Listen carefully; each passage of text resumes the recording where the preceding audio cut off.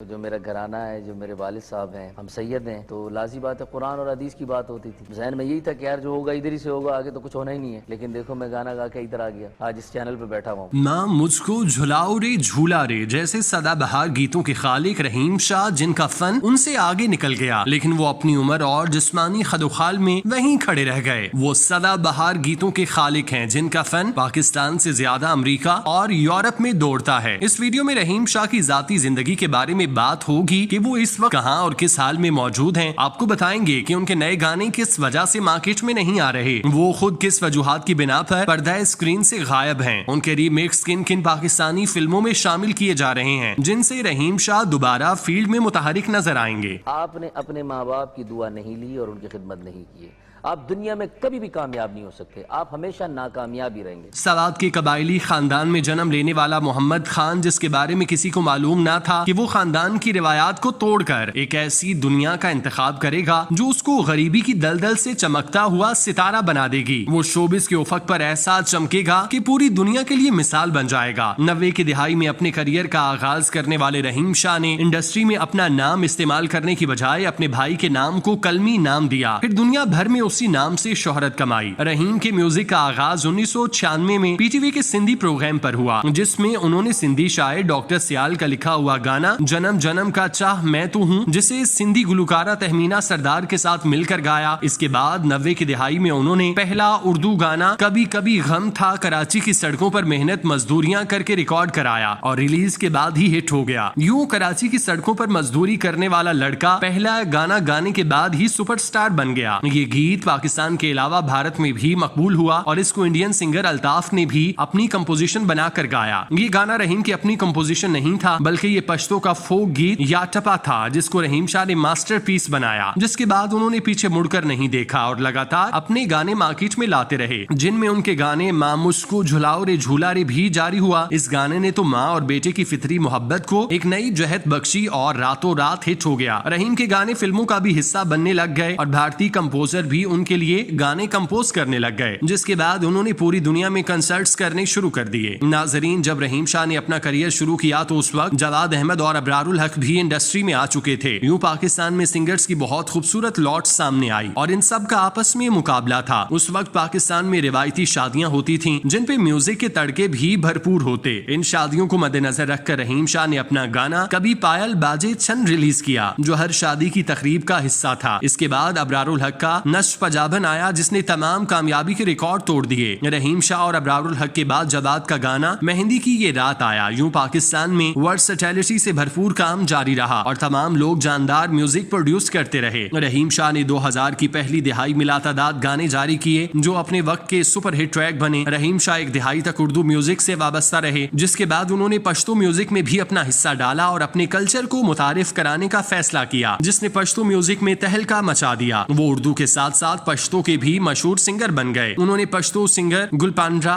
दिलरुबा, मस्कान और नाजिया इकबाल के साथ बहुत ही हिट ट्रैक गाए। उन्होंने जब पश्तो गाने बनाने शुरू किए तो बहुत ज्यादा हिट हुए। उर्दू म्यूजिक की तरफ तवज्जो कम कर दी और पश्तो गाने बनाने शुरू कर दिए। उनके उर्दू से ज्यादा पश्तो में गाने हैं। उस वक्त कोई पश्तो फिल्म ऐसी नहीं थी जिसमें रहीम शाह का कोई गाना ना हो। रहीम शाह जब उर्दू गाने बना रहे थे तो उस वक्त उन्होंने मुताद्दिद उर्दू फिल्मों में भी म्यूजिक तरतीब दिया था, जिसमें पाकिस्तान फिल्म इंडस्ट्री की सबसे बड़ी फिल्म एक ये दिल आपका हुआ, जो 2002 में रिलीज हुई, जिसकी मेन कास्ट में मोहम्मद राना, बाबर अली, वीना मलिक, जावेद शेख और सलीम शेख शामिल थे। इस ब्लॉकबस्टर फिल्म में जहां एक तरफ भारतीय गुलकारों के गीत शामिल थे, वहीं रहीम शाह के करियर का सबसे बड़ा गीत पहले तो कभी कभी गम था भी शामिल किया गया, जिसमें मोहम्मद राना और सना दिखाई दिए। इस गीत की मौसीकी अमजद बॉबी ने तरतीब दी, जो इससे पहले कई कामयाब फिल्मों का म्यूजिक दे चुके थे। इसके साथ साथ उन्होंने दुबई, यूरोप और अमेरिका के टूर्स करने शुरू कर दिए, जहां वो कई महीने मसरूफ रहे और नया म्यूजिक बनाना कम कर दिया। रहीम शाह हारमोनियम बजाने के माहिर हैं और उसी में तजुर्बा रखते हैं। इस वक्त भी रहीम शाह नेटफ्लिक्स के लिए म्यूजिक तरतीब दे रहे हैं। उनकी म्यूजिकल फिल्म मुंबई फ्लाइट 210, जिसका पहले नाम टेक ऑफ, जो उन्होंने इंडिया में बनाई थी, वो नेटफ्लिक्स पे रीमिक्स के साथ पेश की गई, जिसमें मेन हीरो राजपाल यादव हैं, जिसमें छोटे डॉन का किरदार अदा कर रहे हैं। रहीम शाह ज्यादातर नेटफ्लिक्स के साथ काम कर रहे हैं और उसी के लिए म्यूजिक बना रहे हैं। रहीम शाह इस वक्त कराची की एनजीओ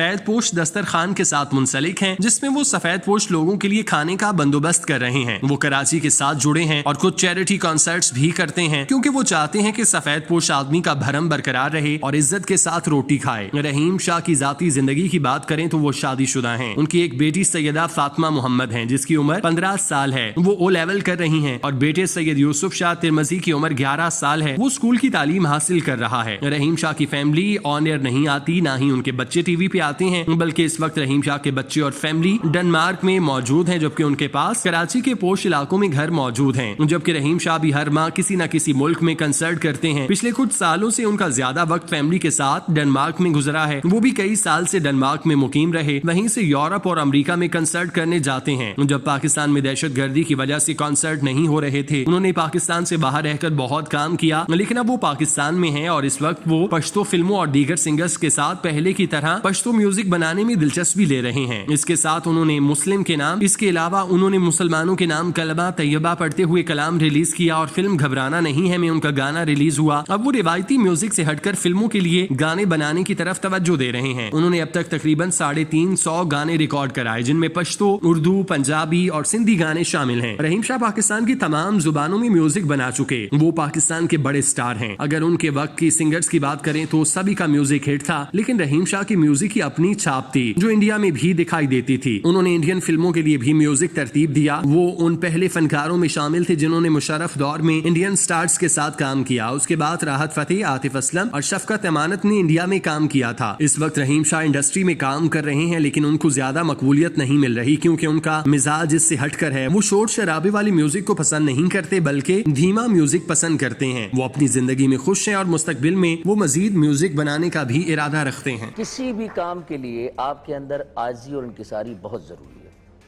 तो वो तभी आती है जब अपने माँ बाप की आप खिदमत करते हैं, आपको अंदाजा होता है नहीं यार ये होती है बड़ों की इज्जत, फिर आप कामयाबी आपके कदम खुद चूमती है।